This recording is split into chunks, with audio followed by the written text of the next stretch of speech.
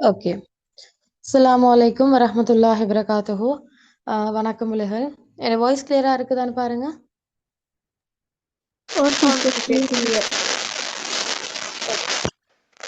கிளியரா யார்டையும் மைக் வந்து இறைச்சலா இருக்குது, கொஞ்சம் பார்த்துக்கொள்ளுங்களா? ஓகே, சரி. அப்ப பிள்ளைகள் புது பேச்சு நாணயங்கள். அப்போ உங்களுக்கு நாங்கள் சங்க செய்யுள் கிளாஸை ஸ்டார்ட் பண்ணி அதில் நாம் இன்றைக்கு வாரலம் சேரி என்ற எத்தனையாவது செய்யுள் பார்க்குறோம்? 4வது செய்யுள் பார்க்குறோம். என்ன குறுந்தொகை இலக்கியத்தில் 4 செய்யுள் தான் போட்டிருக்குது. அதுல கடைசி செய்யுளை நாங்க பார்க்க போறோம். அதை தாண்டி புறநானூறு இருக்குது, அகநானூறு இருக்குது, சரியா, நற்றிணையில் இருக்குது. அப்படியான ஒரு செய்யுள்கள் பார்க்கணும். அப்ப நாம் இன்றைக்கு பார்க்கிறது குறுந்தொகை இலக்கியத்துல 4வதாக இடம்பெற்ற செய்யுளான வாரலம் சேரி என்ற செய்யுளை பார்க்கிறோம். சரி, இதுக்கு முதல் நான் உங்களுக்கு ஒவ்வொரு செய்யுளையும் விளங்கப்படுத்தி கேள்வி எப்படி எழுதணும், நீங்க எப்படி மார்க்ஸ் தகுந்த மாதிரி விடையளிக்கணும் என்றெல்லாம் காட்டி தந்திருக்கிறேன். எல்லாரும் எழுதி போட்டீங்க. பெரும்பான்மையான ஆட்கள் சரியான ஃபார்மட்லயே எழுதிருக்கீங்க. ஒரு ஃபைனல் எக்ஸாம்ல இப்படி எழுதணும்ன்றத அத மாதிரியே தான் நான் உங்களுக்கு காட்டி தந்துட்டு போறேன்னா, அது மாதிரி நிறைய பேர் எழுதி போட்டிருந்தீங்க. நான் நிறைய படத்தை திருத்தி மார்க்ஸும் போட்டு தந்தேன். சரியா? அனுப்பாத பிள்ளைகள் அனுப்பிக் கொள்ளுங்க. அதே மாதிரி நான் இன்னும் உங்களுக்கு திருத்த இல்லைன்னு சொன்னா எனக்கு கொஞ்சம் ரீமைண்ட் பண்ணி விடுங்க. இந்த 2026 பேப்பரும் திருத்திட்டு இருக்கிற நல்லபடியால கொஞ்சம் மறந்து இருக்கலாம். அதனால சொல்லிக்கொள்றேன். கொஞ்சம் அனுப்பி விடுங்களா? ஓகே. அப்ப நாம செய்யுளுக்குள்ள போவோமா பிள்ளைகள்? Okay teacher. Okay, ready. சரி, அப்போ பிள்ளைகள் நாம இன்றைக்கு பார்க்க போற செய்யுள் முன்கூட்டியே சொல்லிக்கொண்டேன், என்ன? வாரலம் சேரி. சரி, இந்த வாரலம் சேரி என்ற செய்யுள், அது எந்த செய்யுள் பார்க்கறதுக்கு முதலும் நான் சொல்லியிருக்கிறேன். முதலாவதாக 3 விஷயங்கள் நாம பார்க்கணும். அதுக்கு பிறகுதான் அந்த செய்யுள்ட பொருளுக்குள்ள போவோம்னு நான் காட்டி தந்திருக்கிறேன். என்னென்ன விஷயங்கள் நாம பார்க்கிறோம் ஒரு செய்யுள் எடுத்தேன்னு சொன்னா?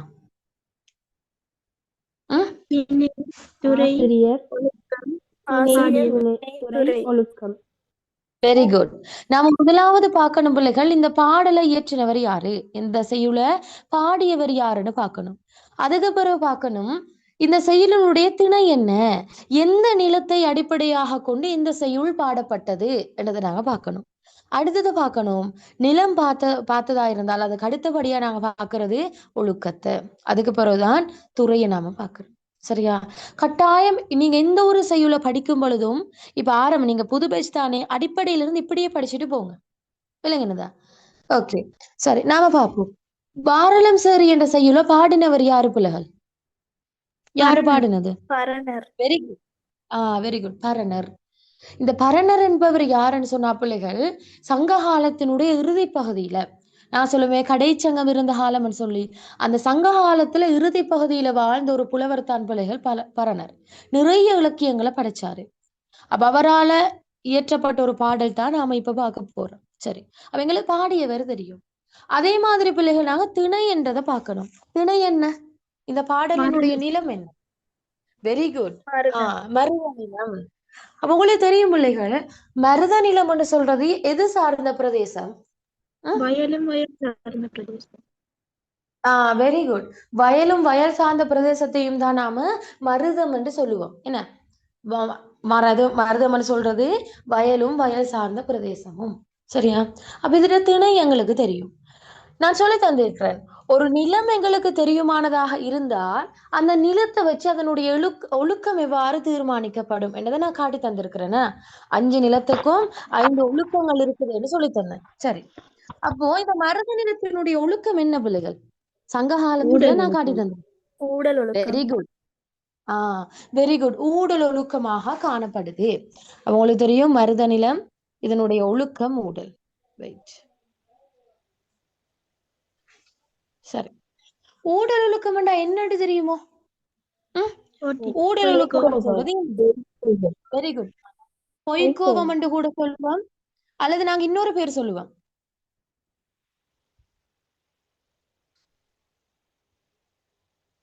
என்ன? சிறுகோபம் என்று சொல்றமண்டு சங்ககாலம் படிக்கும் போது நான் சொல்லி தந்தனா இல்லையா?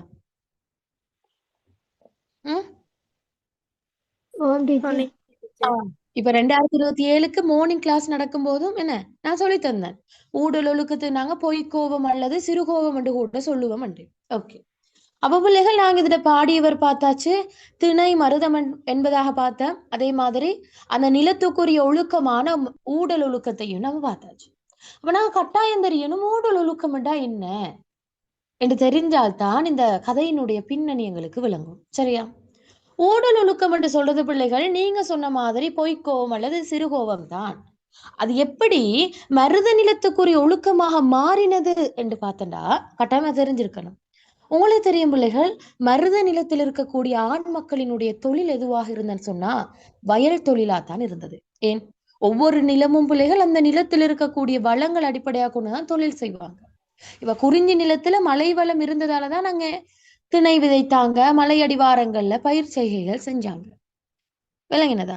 அதே மாதிரி முல்லை நிலம் காட்டு வளம் இருக்கிறதாலதான் மந்தை மேய்ப்பாங்கன்னு கொண்டு போய் செஞ்சாங்க.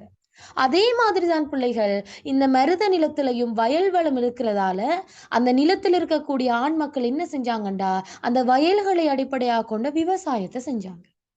எனவேதான் உங்களுக்கு தெரியும் விவசாயம் என்ற தொழில் பிள்ளைகள் காலையில போனா ஒரு பகலாகும் போது விட்டு வந்துடலாம். அப்படித்தானே? இரவுல எல்லாம் விவசாயம் நடக்குதா? இல்ல. அப்போ எனவே மருத நிலத்தினுடைய ஆண் மக்கள் என்ன செஞ்சாங்கண்டா காலையில தொழிலுக்கு போறவன் சாயங்காலம் அல்லது ஒரு பகல் வேலையோட வீட்டுக்கு திரும்பி வந்துடுவான்.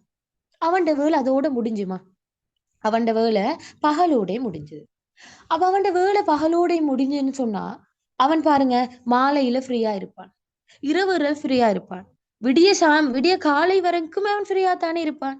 எனவேதான் இந்த மருத நிலத்தில் வாழக்கூடிய ஆண் மக்களுக்கு கிடைக்கப்பெற்ற ஓய்வு நேரங்கள் என்பது நீண்ட நேரம். இல்லைங்கடா? மருதநில ஆண் மக்களினுடைய ஓய்வு நேரம் மிக நீண்ட நேரமாக இருந்துச்சு பிள்ளைகள். ஏனென்றா அவங்களோட வேலைகள் பகலோடு முடிஞ்சதால அடுத்த எல்லா நேரமுமே அவர்களுக்குரிய ஓய்வு நேரமாகத்தான் இருந்தது. சரியா? எனவேதான் அந்த ஆண் மக்கள் பாக்குறாங்க, இது என்னடா ஒரே அலுப்பா இருக்குது. இரவும் சும்மதா இருக்கணும், மாலையிலையும் சும்மதா இருக்கணும், காலை வரைக்கும் சும்மதா இருக்கணும், சரியான அலுப்பா இருக்குதுன்னு சொல்லி தங்களுடைய ஓய்வு நேரங்களை இவங்க கழிச்சு கொள்றதுக்காக வேண்டி ஓய்வு நேரங்களை கழித்து கொள்றதுக்காக வேண்டி இவங்க என்ன செய்வாங்கண்டா அந்த மருத நிலத்தில் இருக்கக்கூடிய பரத்தையர்களை நாடி போவாங்க. பரத்தையர்கள் என்று சொல்றது யாரண்டா பிள்ளைகள்? இந்த ஆண் மக்களோட தகாத உறவு கொண்டு ஆடல் பாடல் கலைகளை காட்டி அவங்கள மதுவுக்கும் மாதுவுக்கும் அடிமையாக்கி ஒரு தொழிலை செஞ்சுட்டு வர ஆட்களை தான் நாங்க பரத்தை என்று சொல்லுவோம். சரியா? இவங்க குளம் குளமாக தங்களுடைய பரத்தமை தொழிலை தான் செஞ்சுட்டு வருவாங்க. தாய் பரத்தையாக இருந்தால் தன்னுடைய மகளையும் பரத்தை அந்த தொழிலை பழக்கிறதுக்காகத்தான் வளர்ப்பாங்க. அவங்களுக்குண்டு குளங்கோத்திரங்கள் இருக்குது. சரியா? அப்போ அப்படிப்பட்ட பரத்தையர்கள் இந்த மருத நிலத்துல வாழ்ந்தாங்க. எனவேதான் இந்த தலைவன் என்ன செய்யறண்டா தன்னுடைய அழகான மனைவியை விட்டு விட்டு தனக்கென்று ஒரு அழகான மனைவி ஒன்று இருக்க வீட்டுல அவளை விட்டு விட்டு தன்னுடைய சுகத்துக்காகவும் தன்னுடைய ஓய்வு நேரத்தை கழிக்கிறதுக்காகவும் என்ன செய்வான்? முள்ள போயிடுவான் இந்த பரத்தை கிட்ட. பரத்தை கிட்ட போன அவள் சும்மா இருப்பாவா? அவளுக்கு தேவை பிள்ளைகள் காசு. அவள் என்ன செய்வா? தன்னுடைய ஆடல் கலைகளை காட்டி ஆடி காட்டி பாடி காட்டி இந்த ஆண் மக்கள் அப்படியே மயக்கிடுவாள். ஆண் மக்களும் என்ன செய்வாங்க? மதுவை போட்டுட்டு இந்த மாது பெண்களுக்கு அடிமையாகி இருக்கும். அடிமையாக இருக்கிற டைம்ல இவனுக்கு அப்படியே நினைவே இல்லாமல் வைத்திடும். ஐயோ தனக்கண்டு ஒரு தலைவி வீட்டில் இருக்காவே, அவளுக்கு தானா நான் இந்த துரோகம் செய்யறேன். அவளை விட்டுட்டு நான் இந்த பரத்தை கிட்ட வந்திருக்கிறேனே, இது பிழையான செயல் அல்லவான்னு கூட நினைக்க மாட்டான். ஏன்? அவனுக்கு அதை நினைக்கிறதையும் விட பரத்தையோடு இருந்து அவன் மதிமயங்கி இருக்கிறான். பரத்தை ஆடல் கலைகளுக்கும் பாடல் கலைகளுக்கும் இவன் என்ன செஞ்சே அடிமையாகி. அவ காலங்கள் ஓடுது பிள்ளைகள். இவன் தலைவியை நாடி வார மாதிரியே இல்லை. ஏன்? அவன் பரத்தை என்ற மோகத்தில் இருக்கிறான் பிள்ளைகள். ஏன்? அவள் ஆடி காட்டுறதுலையும் பாடி காட்டுறதுலையும் அவள் கொடுக்கக்கூடிய சுகங்களையும் தன்னுடைய தலைவியையே மறந்து விட்டு அவன் பரத்தையரோடையே சிறிது காலம் தங்கி இருக்கிறான். அவ தலைவி எங்க பார்த்தன்னு சொன்னா அங்க பார்த்தால் அங்க அவன் ஜொலி அழிக்கிறான் பரத்தையரோட. இங்க தலைவியை பார்த்தன்னு சொன்னா பாவம் பிள்ளைகள் அவளுடைய நிலைமை சங்க இலக்கியங்கள் காட்டுது. தண்ட தலைவனை பிரிஞ்சு இருக்கிற தலைவிமார்களுடைய நிலைமை அந்த மாதிரி படுபாவம். ஏன்? தலைவி சரியான கவலை, அவளுக்கு கவலை. ஏன்? நான் அழகானவள் தானே, நான் ஒரு தலைவி தானே, ஏன் என்ன விட்டுட்டு இவன் பருத்தையரை நாடி போகணும்? ஏன் என்ன விட்டுட்டு பருத்தையரை நாடி போகணும்? இந்த ஊர் மக்கள் எல்லாம் எனக்கு பழிச்சொல் சொல்ல மாட்டாங்களா? அயலவர்கள் எல்லாம் என்ன சொல்லுவாங்க? உன்னுடைய கணவன் உன்னை விட்டு போனதா இருந்தா அது உண்டதவரு, நீ ஒழுங்கா நடக்க இல்லைன்னு சொல்லித்தான் என்ன பழிச்சொல் சொல்றாங்க. அயலவர்கள் தலைவிக்கு பழிச்சொல்லியே திட்டி தீக்கிறாங்க. எனவேதான் ஒரு புறம் தன்னை தலைவன் விட்டு போன கவலை, இன்னொரு புறம் ஊரார்கள் அயலவர்கள் எல்லாம் பழிச்சொல் சொல்றாங்க. இங்க பார்த்தா தலைவன் தன்னை மறந்து பரத்தையரோடு இருக்கிறான். இப்படி பலதரப்பட்ட துன்பங்கள்ல பிள்ளைகள் தலைவி வாடி கவலைப்பட்டு கொண்டு இருக்கிறான். சரியான கவலை தலைவிக்கு, இப்படி செஞ்சிட்டானே. அந்த கவலை ஒரு புறம் இருக்க, அதே மாதிரி கோபமும் கூட. யாட மேல? தலைவண்டு மேல. உண்மையா கோபம் வருந்தானே பிள்ளைகள்? ஏன் ஊரறிய திருமணம் செஞ்ச மனைவியா இருக்கட்டும், அல்லது ஊரறிய காதல் செஞ்ச இந்த தலைவியா இருக்கட்டும், நான் இருக்க ஏன் என்ன விட்டுட்டு நீ இன்னொரு பெண்ணை நாடணும்? உனக்கு என்ன தேவை இருக்குது? என்ன? எனவேதான் தலைவிக்கு ஒரு புறம் ஊரவர்கள்ட பழிச்சொல்லுக்கு அகப்பட்டதால் எப்படி கவலை இருக்குதோ, அதே மாதிரி இந்த தேவையில்லாத செயலை செஞ்ச தலைவண்ட மீதான கோபமும் அவளுக்கு இருக்குது. சரியான கோபம் தலைவிக்கு. ஏன் உனக்கு எப்படி செய்யலாம் எனக்கு துரோகம்? நான் இருக்கிறேன் தானே, என்ன விட்டுட்டு உனக்கு எப்படி போகலாம் வரத்தை கிட்ட என்று சொல்லி சரியான கோபம் ஒன்றும் இருக்குது. எனவேதான் தன்னை விட்டு பிரிந்து போன அந்த தலைவன் மீது, தன்னை விட்டு பரத்தேரிடம் போன தலைவன் மீது தலைவி ஊடல் கொண்டிருக்கிறதால அல்லது கோபம் கொண்டிருக்கிறதால பிள்ளைகள் நாங்க இதுக்கு ஊடல் ஒன்று சொல்லுவோம். சரியா? அந்த ஊடல் கோபம் என்பது பிள்ளைகள் நிரந்தரமான கோபம் அல்ல. என்னன்னு சொன்னா, இவள் தலைவி அதாவது தலைவனை விட்டு தலைவி பிரிந்திருக்கிற டைம்ல உண்மையிலே தலைவிக்கு தலைவன் மீதான கோபம் இருந்ததுதான், அதை ஒத்துக்கொள்றேன். ஆனால் எப்போ தலைவன் மீண்டும் திரும்பி வருகிறானோ அந்த டைமே தலைவியினுடைய கோபங்கள் எல்லாம் பறந்து போயிடும். அப்ப என்ன நடக்குதுண்டா பிள்ளைகள்? நான் சொன்னதானே, கொஞ்ச காலம் தலைவன் தலைவி விட்டு பிரிந்து பரத்தையரனுடைய வலையில சிக்கியிருப்பான். அவங்க காட்டக்கூடிய ஆடல் கலைகளையும் பாடல் கலைகளையும் மயங்கி இருப்பான். அதே போல சில காலம் போனதுக்கு பிறகு இப்பதான் அவருக்கு ஞானம் பிறக்குது. யாருக்கு? தலைவனுக்கு ஞானம் பிறக்குது. ஐயோ, தனக்கண்ட ஒரு தலைவி இருக்காவே வீட்டுல, என்ன நடக்குமோ தெரியல. இவ்வளோ காலமாக நான் பரத்தையர்கிட்ட இருந்துட்டேன், இப்ப என்ன நடக்கும், போனா அடி விழுமோ தெரியலேன்னு சொல்லி இவர் பயத்துல வாராரு. இங்க வீட்டை வாராரு. வீட்டை கதவு திறக்க கேட்கிறாரு. தோழி மறுக்கிற விஷயம் இருக்குது, நான் துறையில விளங்கப்படுத்துறேன். அப்போ இவ்வளவு காலம் பிரிந்து விட்டுட்டு தலைவன் மீண்டும் தன்னை நோக்கி வாரானே என்று சொல்லி தலைவனை கண்ட உடனே தலைவினுடைய கோபம் என்ன நடக்குதுண்டா பிள்ளைகள்? அவள் மன்னிச்சு ஏத்துக்கொள்றாள். தலைவனை மன்னிச்சு ஏத்துக்கொள்றாள். எனவேதான் அவ தலைவிக்கு இருந்த கோபம் உண்மையான கோபமாண்டா? இல்ல. ஏன் இவ்வளோ நாளா கோபம் இருந்தன்னு சொன்னா தலைவன் வந்திருக்கிற டைம்ல அவனை அடிச்சு வெளுத்து வாங்கி இருக்கணுமே. என்ன இப்ப இருக்கிற பெண்கள் மாதிரி வெளுத்து வாங்கி இருக்கணும். ஆனா தலைவி அப்படி செஞ்சவா இல்ல. மன்னிச்சு ஏற்றுக்கொண்ட வந்த தலைவனை வரவேற்று உள்ள கெடுத்துட்டா. எனவேதான் தலைவி தலைவன் மீது கொண்ட கோபமானது பொய்யானது. எனவே நாம சொல்லுவோம், ஊடல் என்பது ஒரு வகையான பொய்யான கோபம். அதே மாதிரி தலைவன் தலைவிட தலைவி தலைவன் மேல வச்ச கோபம் நீண்ட காலத்துக்கு இருந்ததா? இல்ல. தலைவனை கண்ட உடனே அவட கோபம் பறந்து போயிட்டது. எனவேதான் இது ஒரு சிறிய காலப்பகுதியில் நிலைத்திருக்க கூடியது என்றதால இந்த ஊடலுக்கு நாங்க சொல்லுவோம் சிறு கோபம் என்று கூட சொல்லுவோம். அப்ப நீங்க கட்டாயம் தெரிஞ்சிருக்கணும், ஊடல் என்பது கோபம் தான், ஆனால் அது ஒரு பொய்யான பொய்க்கோபம் என்று கூட சொல்லுவோம். அல்லது சிறிய காலம் நிலைத்திருக்கக்கூடிய கோபம் என்பதால் இதுக்கு நாங்க சிறு கோபம் என்று கூட சொல்லுவோம். விளங்கினதா? இதுதான் ஊடல் ஒழுக்கம். சங்க இலக்கியங்கள்ல நிறைய இலக்கியங்கள் இருக்குது பிள்ளைகள் ஊடலை பத்தி கதைக்கிறது. அது எல்லாத்துலயுமே அப்படித்தான். தலைவன் பரத்தேரிக்கிட்ட சென்று வந்ததுக்கு பிறகு தலைவி மன்னிச்சு எடுத்துக்கொள்வா, தலைவனை ஏற்றுக்கொள்வா. எனவேதான் சங்க இலக்கியங்கள் அழகா காட்டுது, தலைவிக்கு இருக்கக்கூடிய அந்த பொய்யான கோபம், சிறு கோபத்தை ஊடல் என்ற பெயர்ல அழகா எடுத்து காட்டுது. அதே மாதிரியான ஒரு ஊடல் ஒழுக்கம் தான் இந்த வாரலம் சேரியிலையும் இருக்குது. சரியா? எனக்கு சொல்லுங்க, ஊடல் ஒழுக்கம் உங்களுக்கு கிளியரான்னு சொல்லி.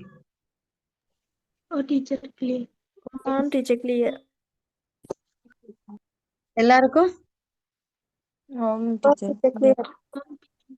ஓகே, இதுதான் உடல் ஒழுக்கம். சரி, இப்ப நாம பார்க்கணும் இந்த வாரலம் சேரியினுடைய கதை பின்னணி என்னன்ட்டு.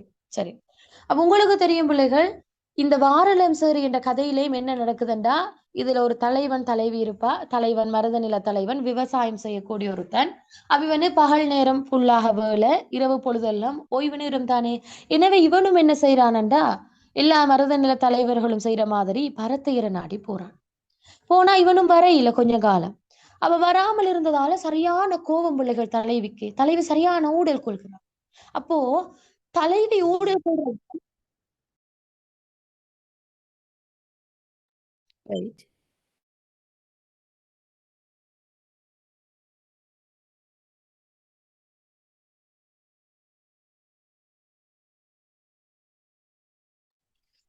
சாரி, முக்கியமான கோல் ஒண்ணு வந்துட்டதுதான்.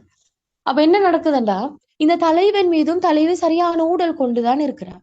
அப்ப இந்த தலைவி ஊடல் கொள்றத யாரு பக்கத்துல இருந்து பார்த்துட்டு இருக்கண்டா பிள்ளைகள்? தோழி பார்த்துட்டு இருக்கிறா. தோழி இந்த எல்லா விஷயத்தையும் பார்த்துட்டு தான் இருக்கா. தலைவன் தலைவியை விட்டுட்டு பரத்தேறிக்கிட்ட போனது, போயிட்டு அவ்வளோ காலம் வராமல் இருந்தது, தலைவனை நினைச்சு தலைவி இரவு காலா அழுது அழுது வாடி வதங்கி இருந்தது. அதே மாதிரி தலைவன் இப்படி தலைவி விட்டுட்டு போயிட்டாளேன்னு சொல்லி ஊர் மக்கள் எல்லாம் தலைவிக்கு பழிச்சொல் சொன்னது. இது எல்லாத்தையுமே பக்கத்துல இருந்து பார்த்து கொண்டிருக்கிறாள் ஒருத்தி. அவள் யாருன்னு சொன்னா தோழி. இது எல்லாம் அவள் பார்த்துட்டு தான் இருக்கிறாள். அவளுக்கும் சரியான கோபம். என்ன, தலைவன் இப்படி செஞ்சிட்டானே, அழகுள்ள ஒரு தலைவியை விட்டுட்டு இவனுக்கு எப்படி பரத்தேறிகிட்ட நாடி போகலாம்? ஆஹ் இவனெல்லாம் ஒரு ஆண்மகனான்னு சொல்லி தோழிக்கு சரியான கோபம். தோழியும் ஊடல் கொண்டுதான் இருக்கிறார். யார்ட மேல? தலைவன்ட மேல. எனவேதான் தோழி இப்போ சரியான கோபத்தில் இருக்கிறார். எது? தலைவன் வராதது கண்டு. இப்ப கொஞ்ச காலம் போனதுக்கு பிறகு பிள்ளைகள் தலைவன் என்ன செய்யறாருன்றா, மீண்டும் தலைவியை பாக்குறது வாரான். எது? மீண்டும் தலைவியை பாக்குறதுக்காக வேண்டி தலைவிட வீட்டுக்கு வாரான். அவ வீட்டுக்கு வந்த டைம்ல இவரு முல்ல சொல்லணுமே, கதவை திறக்க கேட்கிறா. யாருக்கிட்ட? தோழி கிட்டதான். தோழி தான் அங்கன வாயில நிக்கிறா. தோழி கிட்ட கதவு திறக்க கேட்கவும் தோழி சொல்றா, நீ வராத. நீ ஏன் வரணும் எங்கட சரிக்கு? இவ்வளோ காலம் நீ பரத்தையரோட நின்று எங்கட தலைவிக்கு துரோகம் செஞ்சுட்டு நீ ஏன் இப்ப போய்க்கு காதல் கொள்ள வரணும்? நீ வராத, நீ வந்த மாதிரியே திரும்பி போ, உனக்கு இடம் இல்லைன்னு சொல்லி தலைவனை கடிந்து கொள்கின்ற பாடல் தான் இந்த வாரலம் சேரி என்ற பாடல். சரியா? இதுதான் அதுல ஒரு சின்ன கதை பின்னணியா இருக்குது. பொருளோட பார்க்கும் பொழுது உங்களுக்கு கிளியரா விளங்கும். சரியா? ஓகே. அப்ப நம்ம திணை பார்த்தாச்சு, ஒழுக்கம் பார்த்தாச்சு, கதை பின்னணியும் பார்த்தோம். அதோட பிள்ளைகள் நாங்க இன்னொரு முக்கியமான விஷயம் பார்க்கணும். அதை விட்டுட்டு போயிட்டோம். துறை என்றதை நாங்க பார்க்கணும். இந்த செயலினுடைய துறை. துறை என்று சொல்றது பிள்ளைகள் நான் ஏற்கனவே சொல்லியிருக்கிறேன். யாரால யாருக்கு எந்த சந்தர்ப்பத்துல இந்த பாடல் பாடப்பட்டது, அதைத்தான் நாம் இந்த துறை என்பதுல கதைக்கிறோம். சரியா? அந்த வகையில பிள்ளைகள் நீங்க நோட் பண்ணியிருப்பீங்க, உங்களுக்கு தந்திருக்கக்கூடிய எல்லா செயல்களுக்குமே துறை ஒன்றாகத்தான் இருக்கும். விளங்கினதா? உதாரணமாக இளமை பாராரன் எடுத்தன்னு சொன்னா, பருவங்கண்டு அழிந்த தலைமகள் தோழிக்கு கூறியது என்று இருக்குது. அடுத்தது கன்று தன் பயமுள்ள எடுத்தன்னு சொன்னா, அதுல யாரு யாரு கூறுறது? தோழியால தலைவனுக்கு கூறப்படுது. அதே மாதிரி இந்த காலையில பார்த்தோம், பூவோடு புறையும் கண்ணும், அதுவும் தலைவியால தோழிக்கு கூறப்பட்டதா காணப்படுது. இப்படி உங்களுக்கு இருக்கக்கூடிய செயல்கள் எல்லாத்தையுமே பார்த்தா ஒரு துறையாத்தான் இருக்குது. ஆனா நல்லா நினைவு வச்சுக்கொள்ளணும், வாரலம் சேரு என்ற பாடலுக்கு மட்டும்தான் பிள்ளைகள் 2 துறைகள் இருக்குது. சரியா? அப்ப நீங்க கட்டாயம் 2 துறைகளையும் கொடுத்தால்தான் அந்த துறைக்குரிய முழுமையான மார்க்ஸ் கிடைக்குது. சரியா? ஓகே. இதெல்லாம் நீங்க ஸ்கூல்ல படிச்சிருப்பீங்க. வாரலம் சேரியினுடைய துறைகள் என்னென்ன பிள்ளைகள்? வாயில் நேர்ந்தல், வாயில் மறுத்தல். Very good. ஒன்று வாயில் நேர்தல், அடுத்தது வாயில் மறுத்தல். இந்த 2ஐயும் கட்டாயம் எழுதி அந்த துறை என்னன்றதை விளக்கி இருந்தால்தான் மார்க்ஸ். விளங்கினதா? முதலாவது பார்க்கும் பிள்ளைகள் வாயில் நேர்தல் என்றா என்ன? சரி, வாயில் நேர்தல் என்று சொல்றது பிள்ளைகள் நான் சொன்னதானே, பரத்தையர்கிட்ட இருந்து மீண்டும் தலைவியை பார்க்கறதுக்காக வேண்டி தலைவன் வாரான். அப்ப தலைவன் வருகின்ற பொழுதோ கதவு திறக்குமாறு கேட்டல் தான் பிள்ளைகள் வாயில் நேர்தல். எப்படி? தோழியிடம், பரத்தையரிடமிருந்து மீண்டு வந்த தலைவன் தோழியிடம் கதவு திறக்க கேட்டல் தான் பிள்ளைகள் வாயில் நேர்தல். இப்படி நீங்க தெளிவா எழுதணும். அப்போ வாயில் மறுத்தல் என்று சொல்றது என்னண்டா, தலைவனுக்காக கதவு திறப்பதற்கு மறுத்தல் தான் பிள்ளைகள் வாயில் மறுத்தல். இப்ப தலைவன் கேட்கிறான், ஐயோ கொஞ்சம் என்ன உள்ளுக்கடேன், கொஞ்சம் நான் தலைவியை பார்க்கணும், கொஞ்சம் இந்த கதவை திறன்னு கேட்கிறேன். அப்ப கதவு திறக்குமாறு கேட்டல் தான் பிள்ளைகள் வாயில் நேர்தல். அப்ப கதவு கிட்ட இருக்கிறா யாரு? தோழி. தோழி சொல்றா, உன்னை எப்படி எடுக்கலாம்? வாங்க, நீங்க இப்பதான் வந்திருக்கீங்க, இவ்வளவு காலம் இல்லாம நீங்க இப்பதான் வந்திருக்கிறீங்க, உங்களை நாங்க எப்படி உள்ளுக்கு எடுக்கலாம்? உங்களால எங்கட தலைவிக்கு எத்தனை துன்பம் வந்ததுன்னு தெரியுமோ? நீங்க இவ்வளவு காலம் பரத்தையரோடு இருந்தீங்க.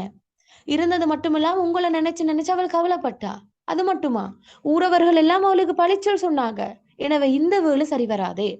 நீங்க இனி வர தேவையில்லை, நீங்க வந்த மாதிரியே அப்படியே திரும்பி போயிடுங்க. நீங்க ஏன் வரணும்?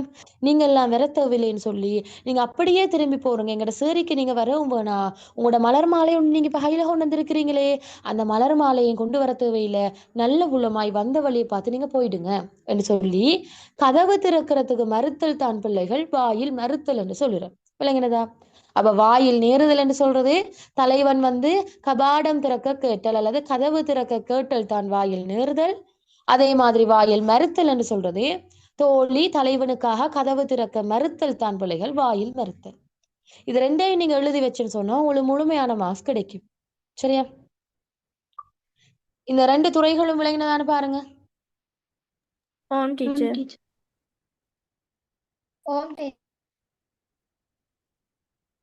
ஓகே, நம்ம பாடலுக்குள்ள போவோமா? பாருங்க, உங்களுடைய இந்த பாடல்ல நீங்க சில கொண்டு கூட்டல் ஒன்று செய்யணும். முதலாவதாக நீங்க பார்க்க வேண்டிய இடம் பிள்ளைகள் இந்த பெருமை. எங்க பெருமைன்ற இடத்துல பார்க்கணும். பாருங்களா, இதுல இருந்து ஸ்டார்ட் பண்ணுங்க. பெருமை காவிரி பலராடு பெருந்துறை என்ற ஒரு பாடல் வருதே, அதுல இருந்து தான் பார்க்கணும். சரியா? பாருங்க, முதலாவது அந்த ஓர்டர்ல நான் கொண்டு கூட்டின ஓர்டர்ல பாடலை வாசிச்சுட்டு அது பிறகு பொருளை விளங்கப்படுத்துறேன்னா பாருங்க பிள்ளைகள். பெருமை காவிரி பலராடு பெருந்துறை மருதோடு பிணித்த ஏந்து கோட்டு யானை சேந்தன் தந்தை அரியல் அம்புகவின் கோட்டு வேட்டை அரியல் அம்புகவின் அம்கோட்டு வேட்டை நிறைய உள்வாள் இளையர் பெருமகன் அலிசி ஆற்காடு அன்ன இவள் பழிதீர் மானலம் தொலைவன கண்டே பாரலிம் சேரி தாரலின் தாரே அலராகின்றாள். இப்படித்தான் நீங்க பொருளை பார்க்கணும். சரியா? ஓகே. அப்ப முதலாவது பாருங்க பிள்ளைகள், தலைவி சொல்றா பெருமை. பெருமைக்குரியவனே, தலைவன் எப்படி விழிக்கிறா? பெருமைக்குரியவனே அல்லது பெருமானே என்று கூட சில இடத்துல எடுக்கலாம். சரியா? தொடர்ந்து பாருங்க. காவிரி பலராடு பெருந்துறை, இதோ இருக்குதே இந்த மருத நிலத்துல காவிரி ஆறு. அந்த காவிரி ஆற்றுல பலரும் வந்து நீராடுகின்ற இந்த நீர்த்துறையில காவிரி யாரண்டா உங்களுக்கு தெரியும் பிள்ளைகள், இன்றைக்கும் பல மக்களால வந்து நீராடப்படுகின்ற ஒரு புனித இடமாக காவேரி ஆறு பார்க்கப்படுதுன்னு. எனவே தோழி சொல்றா இதோ இருக்குதே காவிரி ஆறு. அப்ப அதை விழிச்சு சொல்றா, இது காவிரி பலராடு பெருந்துறை, இந்த பெரிய நீர்த்துறையான காவிரி ஆற்றிலே பலரும் வந்து நீராடுகிறார்கள். பலராடு, பலராடுன்னா என்ன அர்த்தம்? பலரும் வந்து நீராடுகிறார்கள். மருதோடு பிணித்து ஏந்து கோட்டு யானை சேந்தன். சரி, இதை தொடர்ந்து பாருங்க. அப்ப அவள் சொல்றா காவிரி ஆற்றோட காட்சி எடுத்து காட்டுறா. இதோ இருக்குதே காவிரி ஆறு, இந்த பலரும் வந்து நீராடுகின்ற இந்த காவேரி ஆறுல ஒரு மூலையில இருக்குதுமா மருத மரம். இப்படி இந்த காவிரி ஆற்றோட ஒரு மூலையில என்ன இருக்குதாம் பிள்ளைகள்?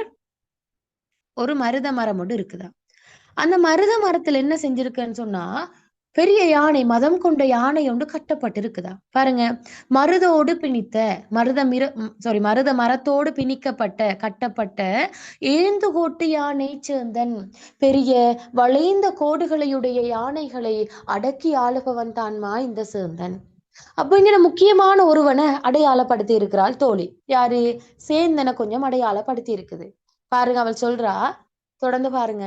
பெருமைக்குரியவனே, பலரும் வந்து நீராடுகின்ற இந்த நீர்த்துறையான காவிரி ஆற்றில் ஒரு மூலையில் இருக்கக்கூடிய அந்த மருத மரத்துல என்னது பெரிய தந்தங்களை கொண்ட யானைகளை அடக்கி ஆள்பவன் தான் சேந்தன்.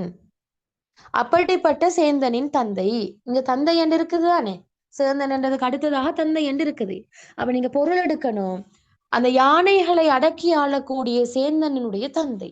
இவ அவரோட பேர் சொல்ல, அவரோட பேரு யாரு, அவர் எப்படிப்பட்டவர்ன்றதை பின்னால சொல்லியிருப்பாரு. இப்ப நீங்க தந்தையிலிருந்து வாங்க. சேந்தன் தந்தை, அப்படிப்பட்ட சேந்தனினுடைய தந்தை அரியல் அம்புகவின் கோட்டு வேட்டை. அரியல், அரியல் என்றா பிள்ளைகள் கல்லாகிய உணவையும், நாம குடிக்கிறோம் தானே கல்லு, என்ன, அந்த கல்லாகிய உணவையும் அம்புகவின் அம்கோட்டு வேட்டை. அரியல் அம்புகவின் கோட்டு வேட்டை. சரியா? அரியல் என்றா என்ன பிள்ளைகள்? கல். அவ சேந்தண்ட தந்தை என்ன செய்யறண்டா கல்லு குடிக்கிறவன். கல்லாகிய உணவையும் அம்புகவின் கோட்டு வேட்டை, அழகிய விலங்குகளை வேட்டையாட கூடியவனும். இப்படி அவ அவன் பண்புகளை சொல்லிட்டு வராங்க பிள்ளைகள். அவ சேந்தனுடைய தந்தை எப்படிப்பட்டவனா? கல்லாகிய உணவை உட்கொள்ளக்கூடியவன். அது மட்டுமா? அழகிய விலங்கு கூட்டங்களை வேட்டையாடக்கூடியவன். தொடர்ந்தும் சொல்றான் பாருங்க பிள்ளைகள். நிறைய உள்வாள் இளையர் பெருமகன். நிறைய உள்வாளண்டா பிள்ளைகள். நரகத்தை போன்ற துன்பம் தரக்கூடிய ஒளி பொருந்திய வாளை கொண்டவன். அதுக்கு நாங்க இப்படித்தான் பொருள் எடுக்கணும். இப்படி நிறைய உள்வாளண்டா என்ன அர்த்தம்? நரகத்தை போன்ற துன்பம் தரக்கூடிய ஒளி பொருந்திய வாளை உடையவன். நிறைய அண்டா பிள்ளைகள் நரகம் என்ப அர்த்தம். ஒள்ளண்ட ஒளி பொருந்திய வாழண்டா உங்களுக்கு தெரியும், அந்த கைவாள். எனவேதான் அந்த சேர்ந்தண்ட தந்தை எப்படிப்பட்டவன் என்று கூறும் பொழுதோ தோழி சொல்றா பிள்ளைகள், அவன் எப்படிப்பட்டவன்? அவன் தான் கல்லாகி உணவை உட்கொள்ளக்கூடியவன். அது மட்டுமா? அழகான விலங்கு கூட்டங்களை வேட்டையாடக்கூடியவன், ஒரு வேட்டைக்காரன் என்று சொல்றான். தொடர்ந்தும் சொல்றான் பிள்ளைகள், நரக துன்பத்தை காட்டக்கூடிய ஒளி பொருந்திய வாளை கொண்டவன். அவதிலிருந்து என்ன விளங்குதண்டா பிள்ளைகள்? எவர்களெல்லாம் அந்த சேந்தண்ட தந்தையிட வாளுக்கு அகப்படுறாங்களோ, வாழ்வெட்டுக்கு அகப்படுறாங்களோ, அவர்களுக்கு நரகத்தை போன்ற துன்பத்தை கொடுக்கக்கூடியவன். ஏன்னா எங்களுக்கு தெரியும் நரகம் என்பது எவ்வளவு துன்பகரமான ஒரு இடம். நரகத்துல அகப்படுற ஆக்களுக்கு துன்பம் என்பதுதான் கதி. அதே மாதிரிதான் பிள்ளைகள், அவனுடைய வாழும் நரகத்தை போன்றதான். எப்படி நரகம் எவ்வாறு அந்த மக்கள் நரக வாழ் மக்களுக்கு துன்பத்தை கொடுக்குதோ, அதே போலதான் இவனுடைய அந்த ஒளி பொருந்திய வாளுக்கு அகப்படக்கூடியவர்கள் அதே விதமான துன்பத்தை அனுபவிப்பார்கள். என்ன அப்ப அவன் வாளால பட்டால் ஒரே படுதான். ஆள் சரி என்ன அர்த்தம் என்ன? எனவேதான் அவனுடைய வாழை சித்திருக்கிறத பாருங்க. நரகம் போன்ற ஒளி பொருந்திய வாழா. அப்ப அவன் வாள் எதை போலையாம் பிள்ளைகள்? நரகத்தை போலையாம். அப்ப நரகம் எவ்வளவு துன்பத்தை தரக்கூடியதோ அதே மாதிரிதான் இவனுடைய அந்த ஒளி பொருந்திய வாளும் துன்பத்தை தரக்கூடியது. சரியா? அப்படிங்கன்னா உவமை அணியே கையாண்டு இருக்குது. நோட் பண்ணிக்கொள்ளுங்களேன். பின்னால கேள்வியில் அணிகள் பாபம் தானே. ஓகே. நிறைய உள்வாள் இளையர் பெருமகன். அவ தொடர்ந்தும் அவனுடைய சிறப்புகளை சொல்றான் பிள்ளைகள். அவன் வாழ் மட்டுமா கொண்டிருக்கிறான்? இல்ல, இந்த வாலிபர்கள் இளைய மக்கள்களுக்கு தலைவனாக இருக்கக்கூடியவன் யாரு? இந்த சேந்தண்ட தந்தை. அப்ப பாருங்க, அவன் கல்லாகிய உணவை உட்கொள்ளக்கூடியவன். அதே மாதிரி அழகிய விலங்கு கூட்டங்களை வேட்டையாடக்கூடியவன். அதே மாதிரி நரகத்தை போன்ற துன்பம் தரக்கூடிய ஒளி பொருந்திய வாளை உடையவன். அதோட சொல்றாங்க பிள்ளைகள், இளைஞர் மக்களுக்கு இளைய மகன்களுக்கு தலைவனாக இருக்கக்கூடியவனா. பாருங்க, இளையர் பெருமகன் அலிசி ஆற்காடு அன்ன இவள் பலிதீர் மாநலம் தொலைவன கண்டே. இப்பதான் சொல்றாங்க பிள்ளைகள், அந்த சேந்தண்ட தந்தை யாரு என்றது. இப்ப எல்லாம் சொன்னா சேந்தண்ட தந்தை யாராம்? கல்லாகி உணவை உட்கொள்ளக்கூடியவனாம், வாளை கொண்டிருக்கக்கூடியவனாம், வேற என்ன அழகிய விலங்கு கூட்டங்களை வேட்டையாடக்கூடியவனாம், அதே மாதிரி இளைஞர்களுக்கு தலைவனாம். இதெல்லாம் சேந்தண்ட தந்தை தான் சொல்லிட்டு வந்தாங்க. இந்த இடத்துலதான் சொல்றாங்க பிள்ளைகள், அந்த சேந்தண்ட தந்தை யாரு, அவன்ட பேர் என்னன்றதை இங்கதான் அடையாளப்படுத்துறாங்க. பாருங்க, இளையர் பெருமகன் அலிசி ஆற்காடு அன்னைவள். அப்படிப்பட்டவன் வேறு யாரும் அல்ல, அவன் தான் அலிசி. சேந்தண்ட தந்தை அலிசி என்பதாக என அடையாளப்படுத்துது. அப்படிப்பட்ட அலிசியின் ஆற்காடு அன்னைவள். பாருங்க, ஆற்காடு அன்னைவள். இங்கனையும் ஒரு உவமையான இருக்குது.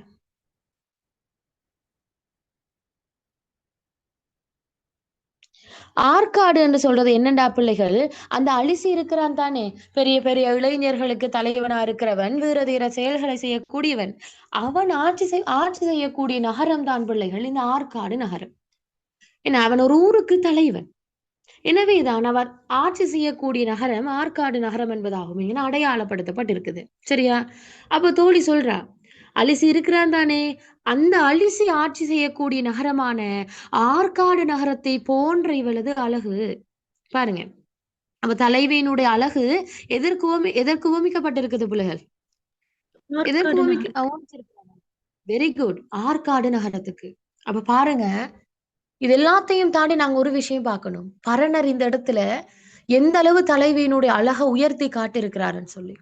இப்ப ஏனைய பாடல்களை பார்த்தண்டா பிள்ளைகள், தலைவியினுடைய அழக தாமரைக்கும் வேற என்ன நிலாவுக்கும் வேற என்ன இந்த பூவுக்கும் மலர்களுக்கும் தான் உவமானம் செஞ்சிருக்குது. என்ன இப்ப நாங்க பூவோடு புறையும் கண்ணும் பார்த்தாலும் அதுல என்ன பார்த்தோம்? கண்கள் தாமரை மலருக்கு தான் உவமிக்கப்பட்டிருக்குது. வேற என்ன தோள்கள் மூங்கிலுக்கு உவமிக்கப்பட்டிருக்குது. ஆனால் இந்த இடத்துல பிள்ளைகள் இந்த மருதநில தலைவியினோட அழக பூவுக்கோ மலையுக்கோ நதிக்கோ ஒப்பிட இல்ல, முழு ஊருக்கே